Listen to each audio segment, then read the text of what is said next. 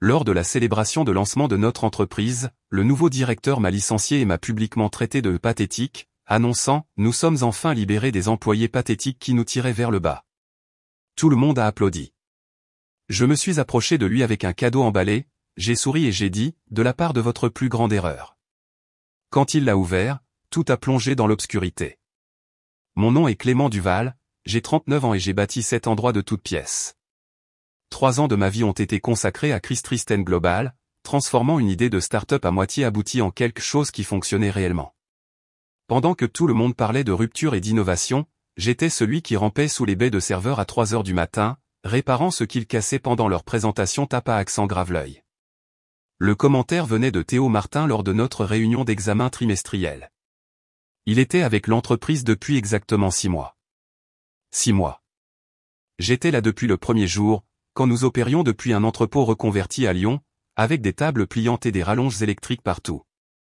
À l'époque, les fondateurs connaissaient mon nom. Ils savaient ce que je faisais. Ils comprenaient que sans l'infrastructure dorsale que j'avais conçue, leur plateforme révolutionnaire n'était que du matériel marketing coûteux. Théo était assis en bout de table de conférence comme s'il possédait l'endroit, peut-être que c'était le cas maintenant. Le conseil d'administration l'avait nommé directeur des opérations après notre tour de financement de série B Perspective Nouvelle, ils appelaient ça « leadership stratégique ». Il portait des costumes coûteux et parlait avec des mots à la mode qui faisaient sourire et acquiescer les investisseurs, synergie, évolutivité, pénétration du marché. Je les regardais parcourir ces diapositives de présentation, chacune plus colorée que la précédente, des graphiques montrant une croissance projetée, des calendriers d'expansion, des plans de restructuration d'équipe. Ce dernier point m'a serré l'estomac. J'avais déjà vu des restructurations, cela n'apportait jamais de bonnes choses pour les gens comme moi. Clément, votre travail a été correct, a-t-il dit sans lever les yeux de son ordinateur portable, mais nous devons penser plus grand, bouger plus vite. Les anciennes façons de faire nous freinent. Correct ? 3 ans à construire toute leur fondation technique à partir de zéro, et il appelait ça correct ? Je n'ai rien dit, j'ai juste hoché la tête et pris une note sur ma tablette, mais quelque chose de froid s'est installé dans ma poitrine, quelque chose qui me disait de commencer à prêter plus attention aux détails. Après la réunion, je suis retourné à mon bureau et j'ai ouvert l'annuaire de l'entreprise. Théo avait embauché 4 nouvelles personnes le mois dernier. Tous avaient des titres fantaisistes et des salaires qui faisaient passer le mien pour de la petite monnaie. Aucun d'entre eux n'avait été là quand les serveurs avaient craché lors de notre première démonstration client majeure. Aucun d'entre eux ne se souvenait d'avoir travaillé pendant Noël pour respecter des délais impossibles. Aucun d'entre eux ne savait que le logiciel propriétaire que tout le monde célébrait était construit sur une architecture que j'avais conçue pendant mon temps libre, en utilisant mon propre équipement, avant que l'entreprise ne puisse se permettre des outils de développement appropriés. J'ai ouvert mon dossier de contrat et j'ai commencé à lire, vraiment lire, chaque clause, chaque sous-section, chaque petit caractère qui avait semblé sans importance il y a 3 ans, quand j'étais juste reconnaissant d'avoir un emploi stable. Il y avait des choses là-dedans que j'avais oubliées, des choses qui pourraient avoir plus d'importance que je ne l'avais réalisé. Le lendemain matin, Théo a annoncé notre célébration de lancement. J'ai rejoint Christristen Global alors que ce n'était rien de plus que 2 gars avec une idée et 15 000 € en capital de départ. Jacob Torres et Pierre Calvet avaient de grands rêves de révolutionner la gestion des données pour les petites entreprises, mais ils avaient besoin de quelqu'un qui puisse réellement construire ce qu'ils promettaient. Ce quelqu'un, c'était moi. J'ai passé les 6 premiers mois à travailler pour des parts et des promesses, des semaines de 90 heures dans un bureau exigu au-dessus d'une pizzeria. Le chauffage fonctionnait à peine en hiver et la climatisation tombait en panne chaque été, mais nous construisions quelque chose de réel, quelque chose qui comptait. Quand d'autres développeurs me disaient que j'étais fou de travailler pour des parts de start-up, je croyais en ce que nous créions. La percée est survenue la 2e année, mon architecture de base de données personnalisée a résolu un goulot d'étranglement majeur qui avait tourmenté nos clients bêta. Soudain, nos vitesses de traitement étaient 3 fois plus rapides que tout ce qui existait sur le marché. Jacob a appelé ça un tournant. Pierre a dit que nous allions être millionnaires. Je me suis juste senti fier que mon travail ait fait la différence. Nous avons embauché nos premiers vrais employés, avons déménagé dans un véritable immeuble de bureaux, avons commencé à décrocher des contrats avec de grandes entreprises. Les magazines techniques locaux ont écrit des articles sur notre ascension fulgurante. Tout le monde voulait connaître notre secret. Jacob et Pierre ont fait toutes les interviews, mais ils mentionnaient toujours la brillante équipe technique qui rendait cela possible. Ils parlaient de moi, surtout, mais ça faisait du bien d'être reconnu. Mon père m'appelait tous les dimanches pour prendre des nouvelles de l'entreprise. Il avait passé 40 ans à travailler dans la construction, à bâtir les rêves d'autres personnes de ses propres mains. Il comprenait ce que cela signifiait de tirer fierté d'un travail solide. Tu as bâti quelque chose qui dure, me disait-il, cela compte plus que l'argent. Je le croyais. Puis les signes avant-coureurs ont commencé, petit. Théo a commencé à planifier des réunions sans m'inclure. Des décisions importantes concernant les mises à niveau du système et les protocoles de sécurité ont été prises lors de conversations auxquelles je ne participais pas. Quand j'ai posé des questions sur les nouvelles priorités de développement, il m'a dit de me concentrer sur la maintenance et la correction des bugs. Laissez le 109 s'occuper de l'innovation. Le 109. Thomas Moreau avait un diplôme en informatique d'une université prestigieuse et des idées pour moderniser toute notre base de code. Il était avec l'entreprise depuis 8 semaines. Lors des réunions d'équipe, Théo demandait l'avis de Thomas sur tout. Thomas suggérait la migration vers de nouveaux frameworks, l'implémentation de fonctionnalités d'intelligence artificielle, la refonte des systèmes centraux pour une meilleure évolutivité. Toutes de bonnes idées en théorie, mais il ne comprenait pas la fondation sur laquelle ces systèmes étaient construits. Il ne savait pas pourquoi certaines décisions avaient été prises ou quels problèmes l'architecture actuelle résolvait réellement. J'ai commencé à tout documenter, chaque spécification système, chaque solution personnalisée, chaque contournement qui maintenait notre plateforme en parfait état de fonctionnement. J'ai sauvegardé les fichiers critiques sur mes disques personnels, non pas parce que je planifiais quoi que ce soit, mais parce que 3 ans d'expérience m'avaient appris à me préparer au pire scénario. Quand Théo a programmé notre célébration de lancement pour le mois prochain, il a oublié de m'inviter au comité de planification. L'email est arrivé un mardi matin à 8h47. Objet, restructuration d'équipe, effective immédiatement. Je l'ai ouvert, m'attendant à une autre mise à jour corporative sans signification sur les politiques de bureau ou les changements d'avantages.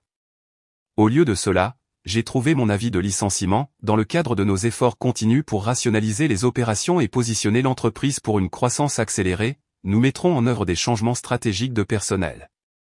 Votre poste a été supprimé à compter d'aujourd'hui. Veuillez coordonner avec les ressources humaines concernant les procédures de transition et la compensation finale. Pas d'appel téléphonique, pas de réunion, pas d'explication. Juste une lettre type qui aurait pu être envoyée à n'importe qui. Après 3 ans à bâtir toute leur infrastructure technique, j'ai eu les mêmes adieux que quelqu'un qui y aurait travaillé 3 semaines. Je suis resté assis dans ma voiture sur le parking pendant 20 minutes, lisant l'email encore et encore. Les mots ne changeaient pas, le sens ne s'adoucissait pas. J'avais été mis au rebut comme un équipement obsolète, remplacé par des personnes qui utilisaient les bons mots à la mode et correspondaient à la vision de Théo de ce à quoi une entreprise technologique moderne devrait ressembler. Mais voici ce que Théo ne savait pas, voici le détail qu'il avait négligé dans sa hâte de tout moderniser. Quand j'ai construit notre plateforme centrale à l'origine, j'avais conservé certains droits de propriété intellectuelle. Une protection standard pour les freelances que mon ami avocat avait insisté pour inclure dans mon contrat initial. La plupart des entreprises auraient supprimé ces clauses avant de m'embaucher comme employé à temps plein, mais Jacob et Pierre étaient désespérés de me garder satisfait à l'époque. Ils avaient signé tout ce que je demandais. Cela signifiait que les protocoles de chiffrement régissant notre base de données principale m'appartenaient. Les frameworks d'API personnalisés qui connectaient tous nos systèmes clients fonctionnaient avec un code que je possédais. Les clés de déploiement qui poussaient les mises à jour vers les serveurs de production étaient générées par des algorithmes que j'avais écrits et dont j'avais légalement conservé le contrôle. Théo avait licencié la seule personne qui détenait réellement les clés techniques de son empire. Je suis rentré chez moi et j'ai ouvert mon ordinateur portable. La célébration de lancement était prévue pour le vendredi suivant. Un grand événement, présentation aux investisseurs, couverture médiatique, démonstration en direct de notre plateforme révolutionnaire pour des centaines de clients et partenaires potentiels. Théo avait tout planifié parfaitement. Sauf qu'il avait oublié de me demander la clé de déploiement maîtresse. J'ai passé le reste de la semaine à me préparer, non pas exactement une vengeance, juste un cadeau. Quelque chose d'approprié pour l'occasion. Quelque chose qui aiderait Théo à comprendre exactement ce qu'il avait jeté quand il avait décidé que mon travail était correct. L'ironie était parfaite, il voulait célébrer la libération des gens comme moi, montrer au monde à quel point l'entreprise pourrait être meilleure sans une pensée dépassée et des approches démodées. J'allais lui donner exactement ce qu'il demandait. Vendredi soir, j'ai enfilé mon meilleur costume et je me suis rendu à la célébration de lancement. J'avais quelque chose de spécial à livrer. Le centre de congrès du Pont Grand bourdonnait d'énergie quand je suis entré par les portes principales. 500 personnes en tenue de ville, coupe de champagne à la main, réseautant comme si leur carrière en dépendait. Des investisseurs en costumes coûteux se regroupaient autour de tables hautes. Des journalistes tech avec des caméras et des appareils d'enregistrement se déplaçaient dans la foule. Des clients potentiels étudiaient les matériaux promotionnels tandis que des représentants commerciaux rôdaient à proximité avec des sourires exercés. Je n'avais pas été invité, mais cela n'avait pas d'importance. J'avais toujours ma carte d'accès d'employé et la sécurité me reconnaissait, après 3 ans d'événements d'entreprise. Personne ne m'a demandé pourquoi j'étais là. Ils ont supposé que quelqu'un avait oublié de retirer mon nom de la liste des invités. La zone de présentation principale présentait un écran massif affichant notre logo d'entreprise et le slogan « L'innovation libérée ». Théo se tenait sur scène dans un costume gris anthracite, microphone en main, rayonnant de confiance. Il ressemblait à tout ce qu'un cadre technologique à succès devrait être, soigné, éloquent, complètement maître de son domaine. Mesdames et messieurs, sa voix résonnait dans le système sonore, ce soir marque un moment charnière dans l'évolution de la technologie de gestion de données. Chris Tristen Global a passé des années à développer des solutions qui révolutionneront la façon dont les entreprises gèrent leurs informations les plus critiques. La foule a applaudi poliment. Derrière Théo, une démonstration en direct montrait notre plateforme traitant des milliers de transactions en temps réel. Des tableaux et des graphiques illustraient les vitesses de traitement, les fonctionnalités de sécurité, les métriques d'évolutivité. Tout semblait impeccable. Je me suis rapproché de la scène, me positionnant là où Théo pouvait me voir. Ses yeux ont rencontré les miens pendant une fraction de seconde et j'ai vu le plus bref scintillement de surprise. Il ne s'attendait pas à ce que je me présente, surtout après m'avoir licencié sans préavis 5 jours plus tôt. Mais il s'est vite ressaisi. Théo était doué pour s'adapter aux situations inattendues, c'était probablement pourquoi le conseil d'administration l'avait embauché. Cette entreprise a atteint cette étape en prenant des décisions difficiles, a-t-il poursuivi, sa voix gagnant en force. Nous avons dépassé les limites qui nous freinaient. Ce soir, nous célébrons non seulement nos réalisations technologiques, mais notre engagement à bâtir une équipe de visionnaires qui comprennent ce qu'il faut pour être compétitifs sur le marché de demain. Plus d'applaudissements. J'ai remarqué Thomas Moreau debout près du devant de la foule, acquiesçant avec enthousiasme. Plusieurs autres nouvelles recrues se regroupaient autour de lui, l'air fier de faire partie de quelque chose d'important. Il croyait qu'il assistait à la naissance de la prochaine grande chose dans la technologie. Théo a fait un geste vers l'écran de démonstration. Ce que vous voyez ici représente 3 ans d'innovation et de développement. Notre plateforme propriétaire traite les données plus rapidement et plus sûrement que tout ce qui est disponible aujourd'hui. Nous avons résolu des problèmes que nos concurrents ont encore du mal à comprendre. 3 ans d'innovation. Il s'attribuait le mérite de tout ce que j'avais bâti, le présentant comme la réalisation collective de son équipe soigneusement sélectionnée. Personne dans cette audience ne connaissait la vraie histoire. Personne ne comprenait que la technologie impressionnante qu'il regardait avait été conçue et implémentée par quelqu'un que Théo considérait comme jetable. Mais ce soir ne consiste pas seulement à célébrer nos réalisations passées, a-t-il dit, sont-on passant à quelque chose de plus dramatique. Ce soir, il s'agit de regarder vers un avenir libéré des contraintes de la pensée dépassée. Nous sommes enfin libres de poursuivre notre vision sans compromis. J'ai ressenti ce froid familier s'installer dans ma poitrine, la même sensation que j'avais ressentie lors de notre réunion d'examen trimestriel. Théo s'orientait vers quelque chose, une grande déclaration qui cimenterait sa position d'architecte de la transformation de l'entreprise. Pour atteindre la grandeur, il faut parfois faire des choix difficiles, a-t-il poursuivi. Parfois, il faut se séparer de personnes qui ne peuvent pas s'adapter aux circonstances changeantes, des personnes dont les approches appartiennent à une ère antérieure du développement technologique. L'audience s'est légèrement penchée en avant. Il sentait que quelque chose d'important allait arriver. J'ai fouillé dans la poche de ma veste et j'ai senti la petite boîte emballée que j'avais apportée. Tout se passait exactement comme je l'avais prévu. Théo n'a pas pu résister à l'envie de faire un spectacle de sa victoire. Il avait besoin que tout le monde sache à quel point les choses seraient meilleures sans des gens comme moi qui tiraient son équipe innovante vers le bas. Il était sur le point de me donner l'occasion parfaite de livrer mon cadeau. En fait, a continué Théo, sa voix portant clairement dans le centre de congrès, je veux être complètement transparent sur les changements que nous avons apportés pour positionner cette entreprise vers le succès. Plus tôt cette semaine, nous avons supprimé plusieurs postes qui ne correspondaient plus à notre orientation stratégique. J'ai observé les visages dans la foule. La plupart des gens semblaient légèrement mal à l'aise avec le virage soudain vers les discussions de personnel. C'était censé être une célébration de lancement de produits, pas une annonce de restructuration d'entreprise. Mais Théo semblait ragaillardi d'avoir un si large public pour sa philosophie de gestion. Une personne en particulier était avec l'entreprise depuis ses débuts. Clément Duval a passé 3 ans ici, contribuant ce qu'il pouvait à nos efforts de développement. Mais à mesure que nous évoluions vers une organisation plus sophistiquée, il est devenu clair que son approche nous freinait. Quelques personnes dans l'audience se sont tournées pour se regarder, incertaines. Théo mentionnait maintenant des noms spécifiques, des individus spécifiques qui avaient été licenciés. Cela semblait personnel d'une manière qui mettait tout le monde mal à l'aise. Mais Théo ne semblait pas remarquer le changement d'ambiance. Il était trop concentré sur son récit de transformation et de progrès. Clément représentait tout ce que cette entreprise devait dépasser, les méthodologies obsolètes, la résistance à l'innovation et l'incapacité de penser stratégiquement à notre orientation future. Ce soir, nous célébrons notre liberté de ce genre de limitation. Il a levé sa coupe de champagne vers la foule. Aux employés pathétiques qui nous ont tirés vers le bas pendant trop longtemps. Puissent-ils trouver des opportunités mieux adaptées à leurs capacités ailleurs? L'audience a donné quelques applaudissements dispersés, mais je pouvais dire que beaucoup de gens étaient confus par le ton hostile. Ce n'était pas la façon dont les cadres dirigeants à succès discutaient généralement des anciens employés lors d'événements publics. Théo révélait quelque chose de laid sur son caractère, et tout le monde pouvait le voir. Mais il révélait aussi autre chose, quelque chose qu'il ne réalisait probablement pas. Pendant son discours, j'avais observé l'écran de démonstration derrière lui. Notre plateforme fonctionnait sans accroc, traitant des données d'échantillons et affichant des analyses en temps réel. Tout semblait parfait.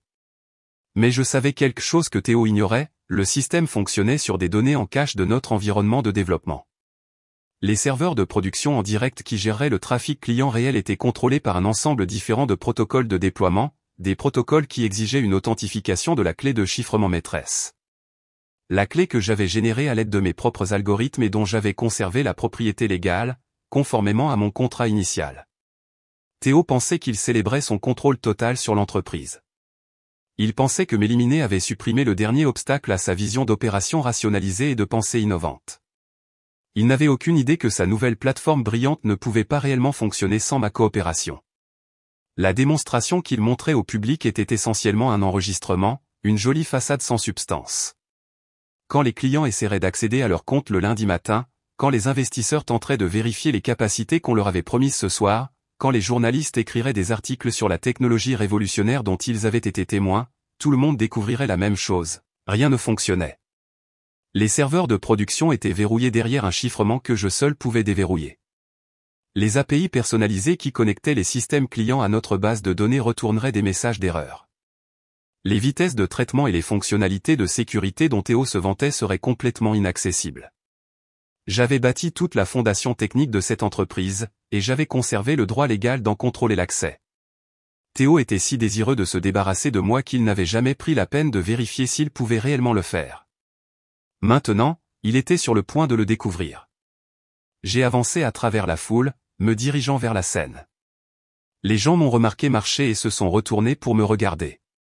Certains d'entre eux m'ont probablement reconnu d'événements d'entreprise précédents, d'autres se sont peut-être demandé qui j'étais et pourquoi j'avais l'air si calme pendant que Théo continuait son discours de victoire. Il était temps de livrer mon cadeau. Je me suis dirigé directement vers le devant de la scène, maintenant un contact visuel avec Théo alors qu'il poursuivait sa présentation. L'audience a commencé à murmurer doucement en remarquant quelqu'un s'approcher de l'orateur. Les agents de sécurité postés autour de la pièce semblaient alertes mais n'ont pas bougé pour m'intercepter. J'étais bien habillé, marchant calmement et ne montrant aucun signe de comportement agressif. Théo a finalement remarqué la distraction et a interrompu son discours. Il m'a regardé avec une expression mêlant agacement et curiosité. Cela ne faisait pas partie de son programme prévu et il n'appréciait clairement pas l'interruption.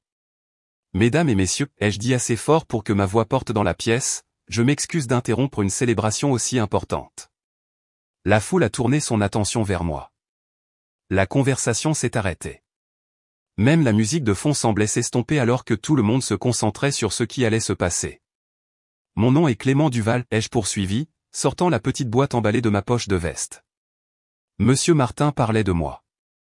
Je voulais m'assurer d'avoir l'occasion de le féliciter comme il se doit pour sa nouvelle direction pour l'entreprise. Théo me regardait avec un évident déplaisir.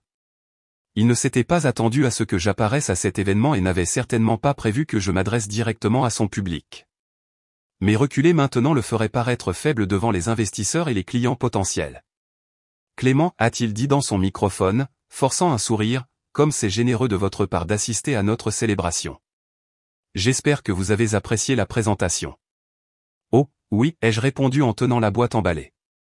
En fait, j'ai été tellement impressionné par votre vision de l'avenir que je vous ai apporté un cadeau. Quelque chose pour commémorer ce moment historique. L'audience regardait avec fascination. Ce genre de drame personnel n'était pas quelque chose qu'ils attendaient lors d'un lancement de produits d'entreprise, mais c'était certainement plus divertissant que les présentations commerciales standards. Théo a hésité. Il pouvait refuser le cadeau et paraître mesquin devant son public, ou il pouvait l'accepter et risquer la surprise que j'avais préparée. Les deux choix comportaient des risques, mais son ego ne lui permettrait pas de paraître intimidé par quelqu'un qu'il venait de décrire comme correct.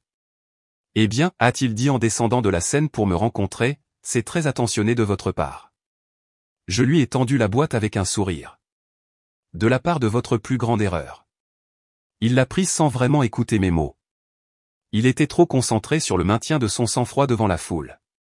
Plusieurs personnes avaient commencé à filmer avec leur téléphone et des photographes se positionnaient pour capturer ce qui allait se passer.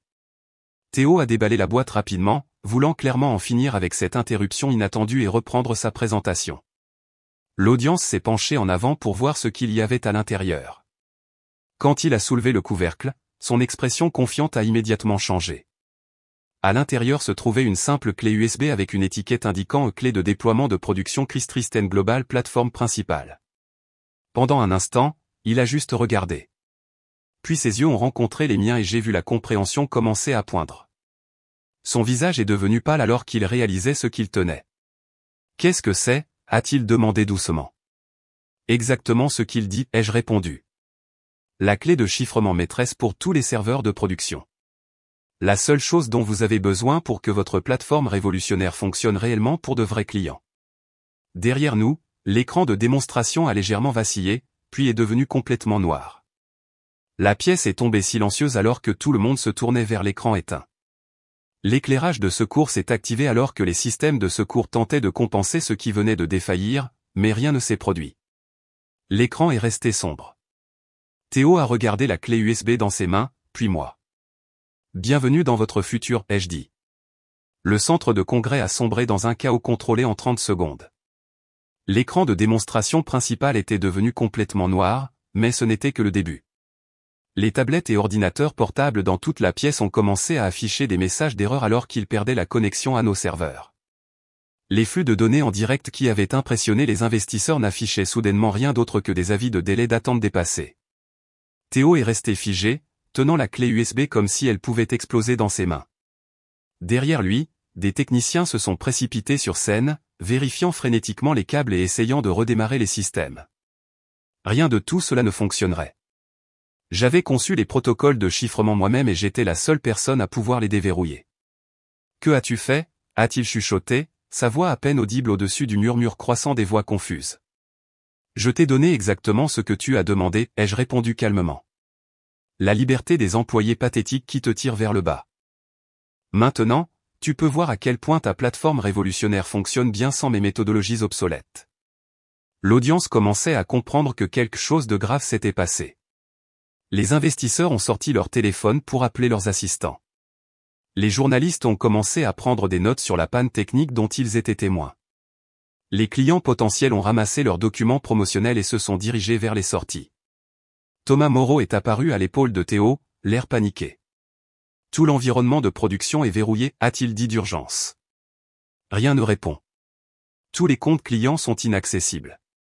Les mains de Théo tremblaient légèrement alors qu'il tenait la clé USB. « Répare ça » a-t-il ordonné. « Je ne peux pas » a répondu Thomas. « Le chiffrement est sur mesure. Je ne comprends même pas comment ça fonctionne. » J'ai observé le visage de Théo alors que toute l'étendue de sa situation devenait claire. Il avait bâti toute sa célébration de lancement autour de la démonstration d'une technologie qu'il ne pouvait pas réellement contrôler. Il avait licencié la seule personne qui comprenait l'architecture du système, et maintenant ce système était complètement verrouillé. L'ironie était parfaite. Il avait voulu montrer au monde à quel point l'entreprise pouvait être meilleure sans moi. Au lieu de cela, il prouvait que l'entreprise ne pouvait pas fonctionner du tout sans moi. Les agents de sécurité se sont finalement approchés, mais ils semblaient incertains de ce qu'il fallait faire. Je n'avais pas endommagé de propriété ni menacé qui que ce soit. J'avais simplement livré un cadeau et regardé comment l'arrogance de Théo révélait la vérité sur son leadership. La clé est juste là, dans tes mains, lui ai-je dit. Tout ce que tu as à faire est de demander gentiment.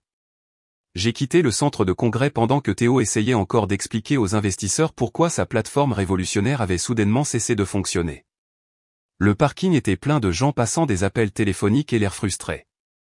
Certains m'ont reconnu alors que je me dirigeais vers ma voiture, mais personne n'a essayé de m'arrêter. Au cours de la semaine suivante, l'histoire s'est déroulée exactement comme je l'avais prévu. Des blog tech ont écrit des articles sur l'échec spectaculaire de l'événement de lancement de Chris Tristen Global. Les investisseurs ont retiré leurs engagements. Les clients majeurs ont annulé leurs contrats. La valorisation de l'entreprise a chuté de 60% en 5 jours. Théo a essayé de m'appeler à plusieurs reprises, offrant des conditions de plus en plus désespérées pour ma coopération. D'abord, il voulait négocier mon retour en tant que consultant, puis il a proposé un accord de partenariat. Finalement, il m'a supplié de simplement déverrouiller le serveur pour que l'entreprise puisse survivre. Je n'ai jamais répondu à ces appels. Au lieu de cela, j'ai passé la semaine à discuter avec Jacob Torres, l'un des fondateurs originaux. Il avait observé le style de gestion de Théo avec une inquiétude croissante et le désastre du lancement l'avait convaincu que des changements étaient nécessaires. Jacob possédait toujours 40% de l'entreprise et il avait le soutien de 2 autres membres du conseil d'administration qui en avaient marre de l'arrogance de Théo. Dès le vendredi, Théo avait été retiré de son poste de directeur des opérations. Le conseil d'administration m'a offert son poste, ainsi qu'une participation qui faisait de moi un propriétaire partiel de la technologie que j'avais créée. J'ai accepté, à une condition, Thomas Moreau et les autres nouvelles recrues qui avaient été embauchées pour remplacer les employés et dépasser auraient l'opportunité de faire leurs preuves sous ma direction, mais ils le feraient avec respect pour la fondation qui existait déjà. J'ai déverrouillé les serveurs le lundi matin. La plateforme est revenue en ligne sans accroc, et nos clients ont à peine remarqué la perturbation temporaire. En un mois, nous avions récupéré la plupart des contrats que nous avions perdus lors de l'échec du lancement. Théo a trouvé un poste dans une plus petite entreprise à Atlanta.